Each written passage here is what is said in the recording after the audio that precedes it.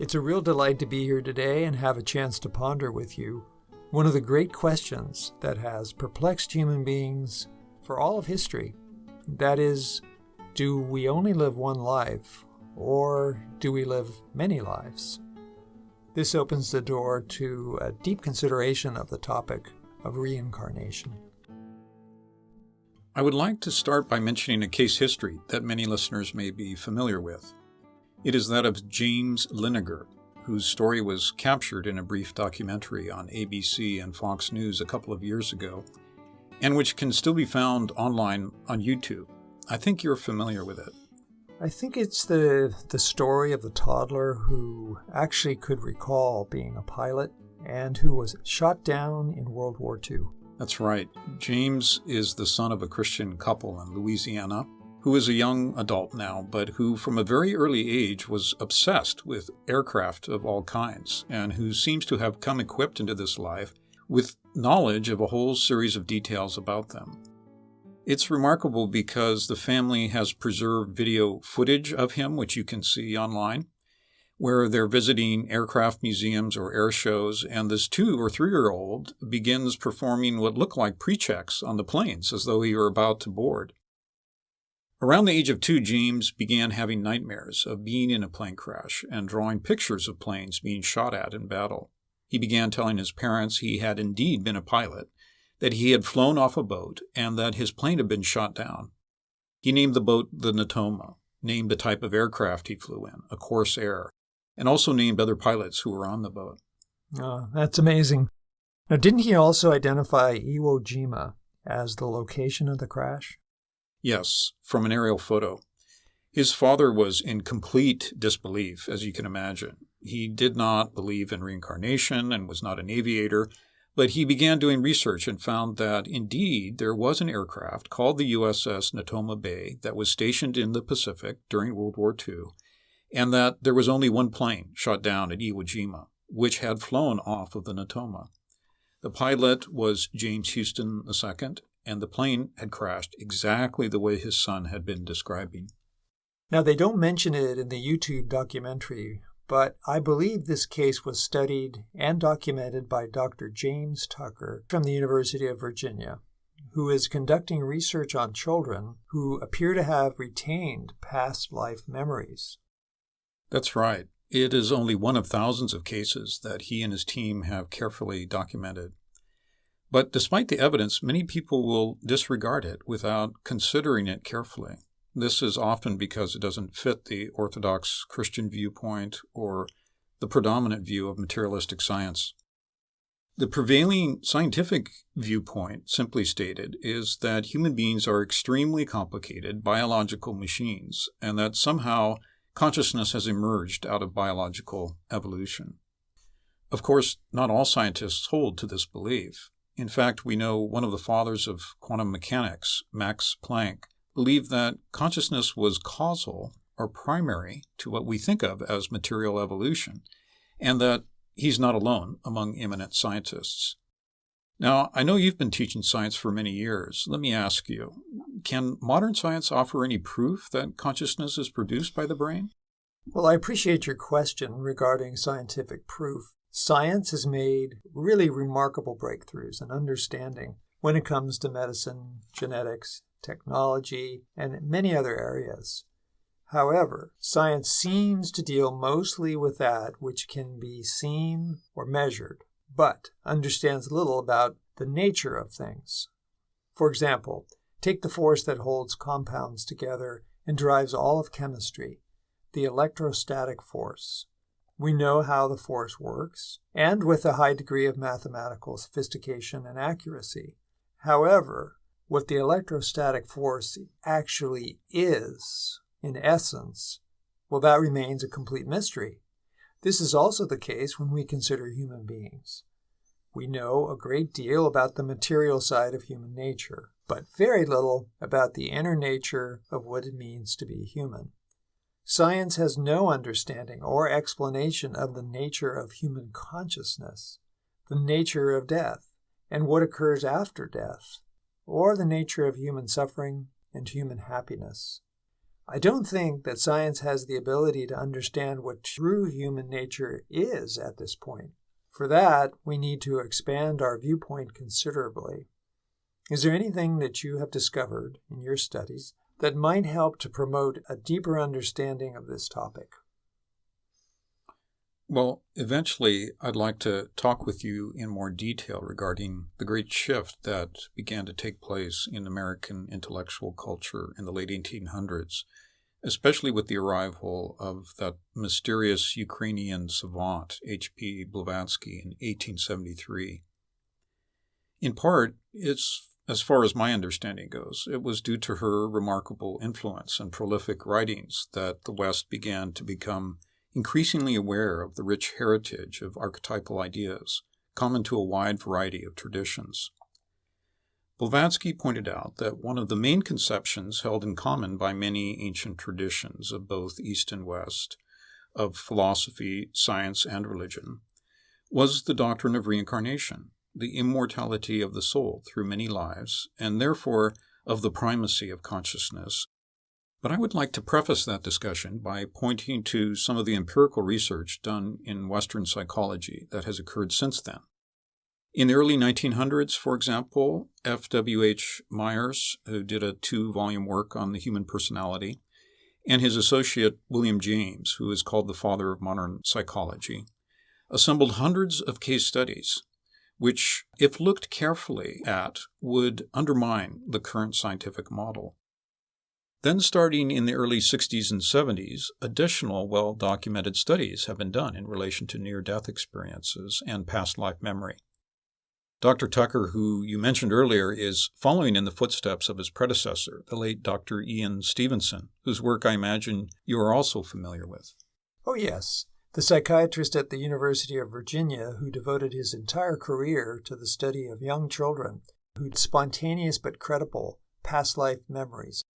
Yes, well, apparently he knew of over 10,000 cases, but only consented to do research on 2,500. Of those, 1,200 were considered solved. In general, these involve children 2 to 5 years of age who, like James Linegar, have clear past life recollections. Often from the time they are just learning to speak, they claim to belong, for example, to a different family, and to recount memories such as the town where they lived, the names of their family members and friends, and other very specific recollections and details that could be verified. Stevenson would begin by interviewing such children, and then proceed to interview the family and associates of the previous lifetime. His team would also conduct painstaking research of historical documents, news archives, as well as police and medical records connected with the former life.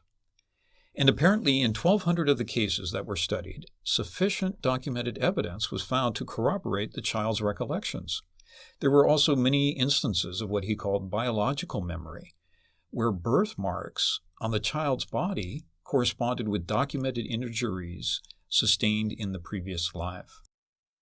Now, I have heard that Stevenson was exceedingly careful about each case he studied in order to rule out the possibility of fraud. Cases were not taken unless they met rigid criteria.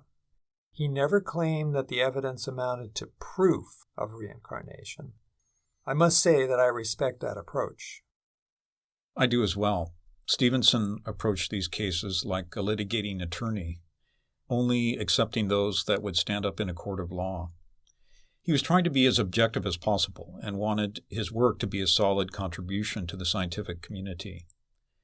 But if you reflect on the number of actual case studies and read through them, reincarnation becomes a very compelling explanation.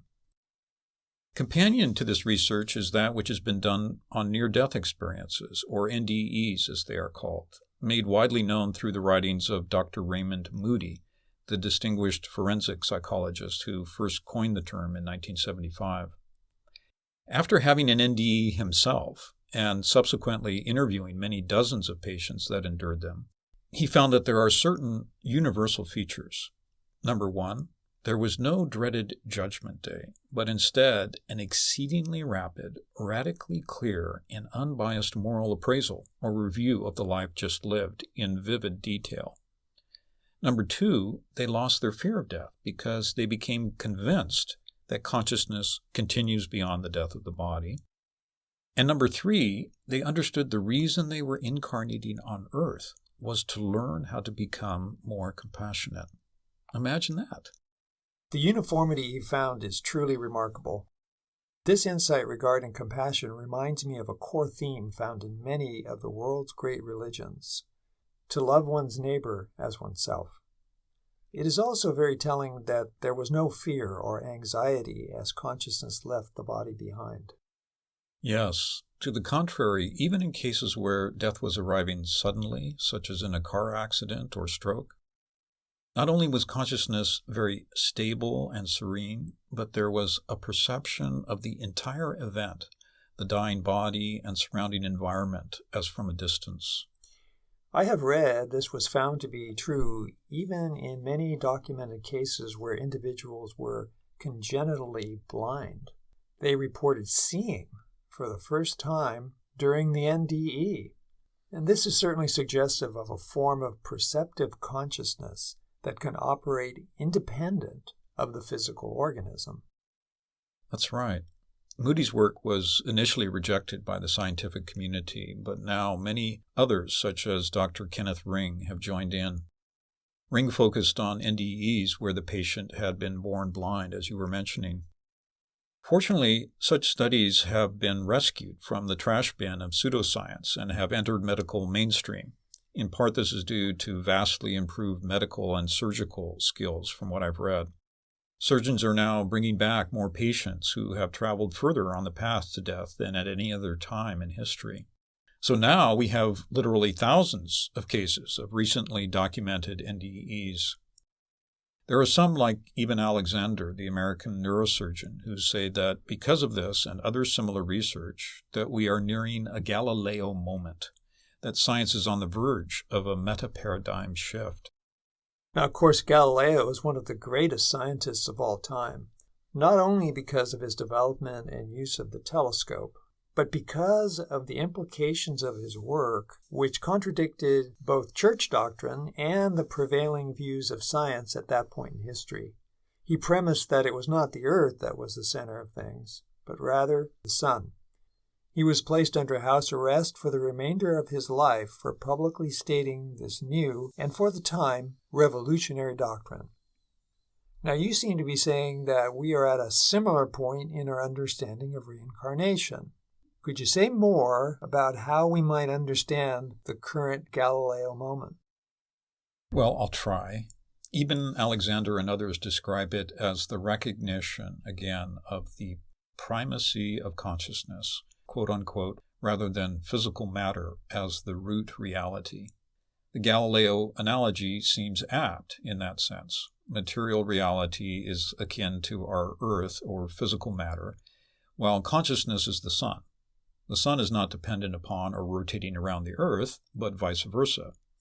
In relation to human nature, this would mean that the physical brain would be seen as a transmitter, similar to the way a radio or TV functions, as a receiver, a filter, or shaper of consciousness for use on this physical plane, but not where consciousness originates. Wouldn't it be silly to think that everything we watch on television, for example, was generated within the metal box of the TV? No, it is generated elsewhere and is simply transmitted through the TV. A model of this sort would begin to help explain and accommodate many of the anomalies of human experience that are otherwise unexplainable.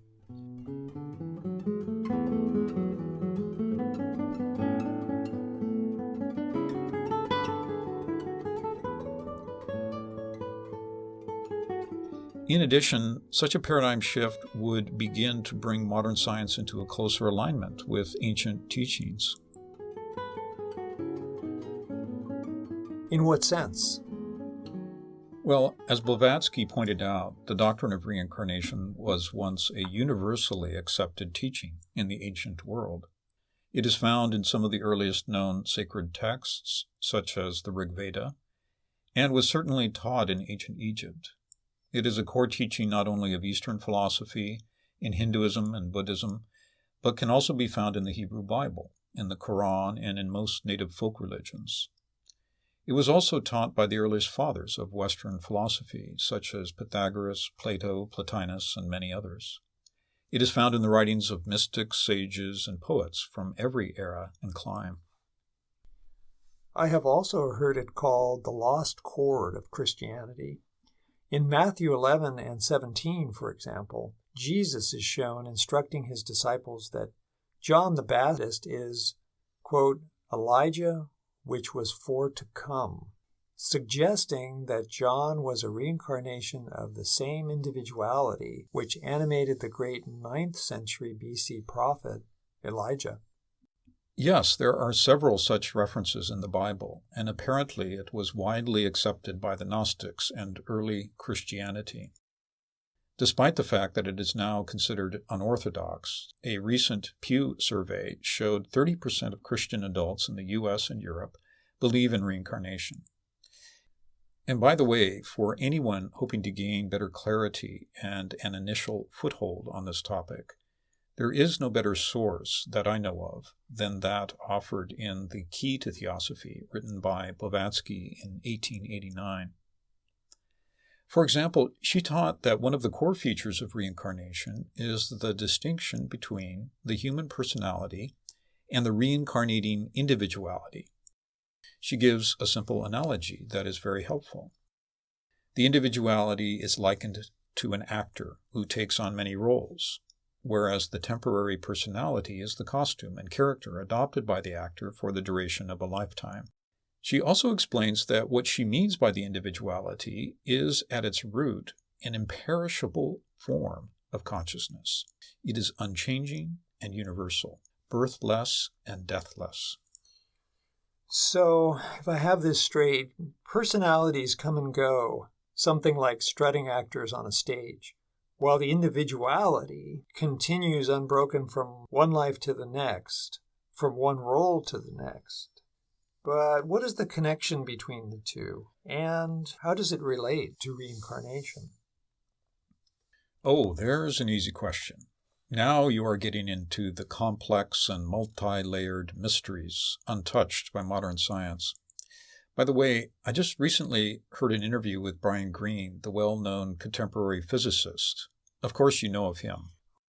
Oh, sure. I think he's a physicist from Columbia University. He's written several books on physics, especially to try to explain it to the common man. He's been on several talk shows. He's even done a number of Nova episodes. Yes, he seems like a brilliant man. And in a joint interview, he raised this question to the Dalai Lama. What do you think about the different viewpoints that physicists have about reality compared to the viewpoint of the Buddhists? The Dalai Lama apparently replied, when it comes to external reality, then we should take guidance from the physicists. When it comes to consciousness, however, then we should be taking guidance from the Buddhists, he said, who have been studying it for millennia and who have many insights to offer. As a case in point, in some Buddhist systems, what we might refer to as either mind or soul is included under the umbrella of the Sanskrit term manas. Now, I know you've studied this concept extensively. Perhaps you would be willing to explain your understanding of it. Manas, a Sanskrit term, is the mind, but it encompasses far more than the term mind when used in the modern context. Often one will hear that a person has a strong mind, or it is often related to someone's intellect.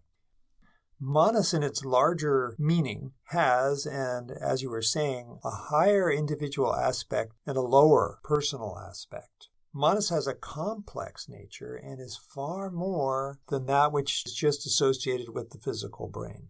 H.P. Blavatsky gives another analogy in The Key to Theosophy. During incarnation, consciousness may be likened to a ray of light that has entered an otherwise dark room through a pinhole in the wall. The ray carries all the features of the sun, of which it is an emanation. Once in the room, however, it is imprisoned by and illumines only what is in the room.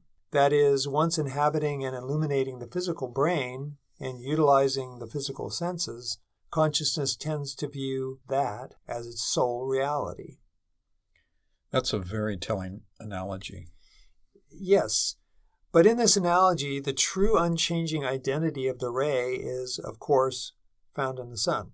In Eastern philosophy, the sun would be called Buddhi or Mahabuddhi, the spiritual storehouse of consciousness and of spiritual knowledge or wisdom, the archetypal intelligence animating the whole of nature.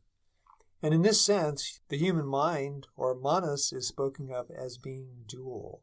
That which is captivated by the cave which it inhabits and is called the lower manas, and that which travels back up towards its source in the heavens is called the higher manas, or buddhimanas. So the real human being, then, is a spiritual entity imprisoned in a physical vesture, or let's say utilizing a physical vesture, and having an earthly experience wherein consciousness becomes dual. There is a paradigm shift for you. But this brings up a whole series of other questions. For example, number one, if we have lived many lives, why don't we remember them? And number two, if we are in truth immortal spiritual beings, then why aren't we aware of the fact? And what are we doing here on earth? Whoa there, my friend. Let's take this question about memory first. If you take into account that most of us don't recall much about what happened to us as children, is it really that surprising that we do not remember what happened in previous incarnations? Right. Well, I'm still trying to remember what happened last Thursday. Exactly. And there are important distinctions to be made regarding three different types of memory. The three types include two, namely recollection and remembrance, as described by John Locke, and they are faculties associated with a healthy physical brain. But there's a third type of memory called reminiscence, an intuitional perception that originates in the deeper center of consciousness. Reminiscence is what H.P. Blavatsky called the memory of the soul, called into action by the ever-present knowledge of our spiritual ego. Well, it sounds a little bit like an intuitive experience, or what Plato referred to as anamnesis. Yes, it has to do with recollecting the deepest truths of nature and of one's true spiritual identity. It does not necessarily have to do with the details of one's previous lifetimes. To consciously access that form of memory implies awakening to higher planes of consciousness, what many traditions refer to as the path of wisdom or enlightenment. As great Tibetan Buddhists like the Dalai Lama have pointed out, this is an enormous task, a path that requires many lifetimes to fully realize. Tibet is known for their tradition of great tulkus, which are conscious reincarnations of the same individuality who apparently altruistically take up the same work, the same discipline and responsibilities over a series of lives. In his first book, My Land and My People, the Dalai Lama describes how he was discovered to be the reincarnation of his predecessor, the 13th Dalai Lama.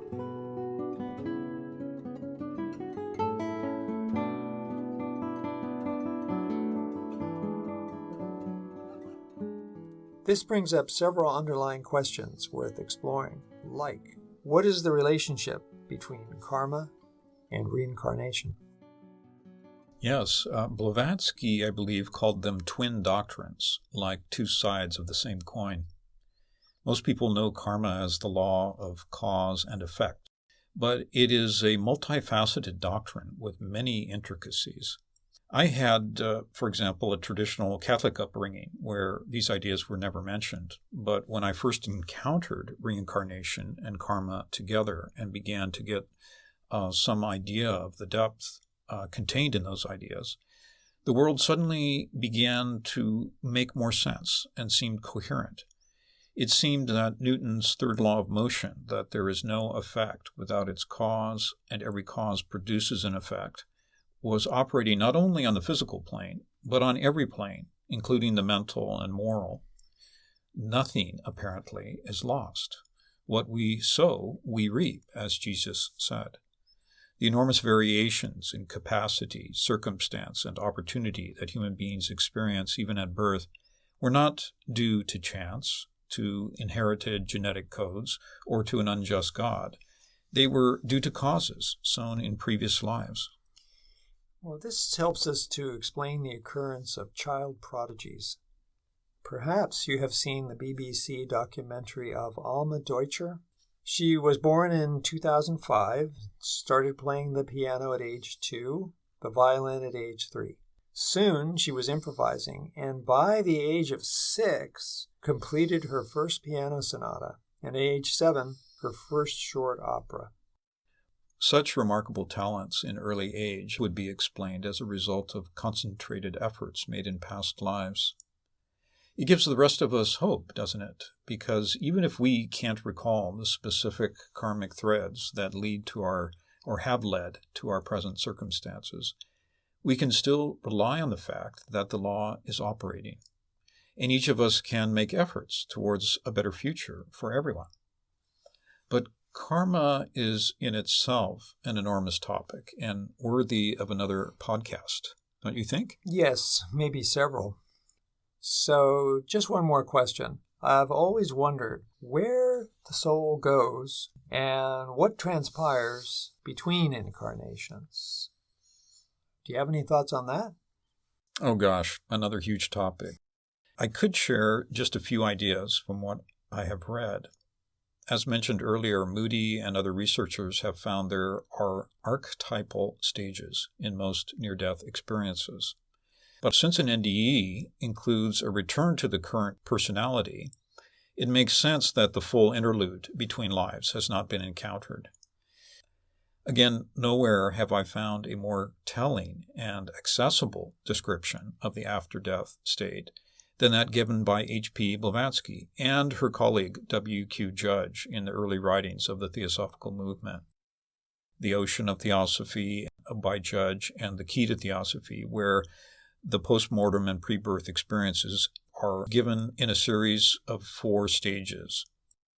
In the average human being, the process takes place over a period of 1,500 years, they say.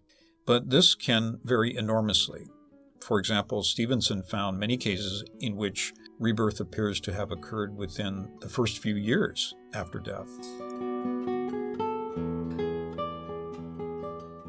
That is about all we have time for today, and I would like to close, if I may, by referring back to the theme we started with, that is, this kind of resistance of modern science to impartially consider the significant body of empirical data that now exists relating to past life memory and near-death experiences.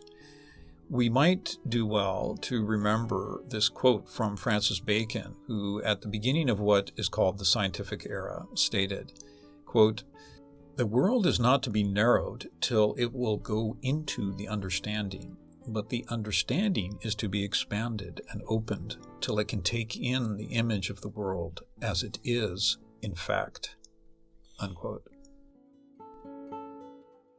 Well, thank you for sharing so many fascinating ideas, and we'll have to get together because it's generated so many new questions and that are really the results of insights that we've generated today. But most of all, I'd just like to express my gratitude for all that you've shared, and I'm inspired to learn more. Thank you very much.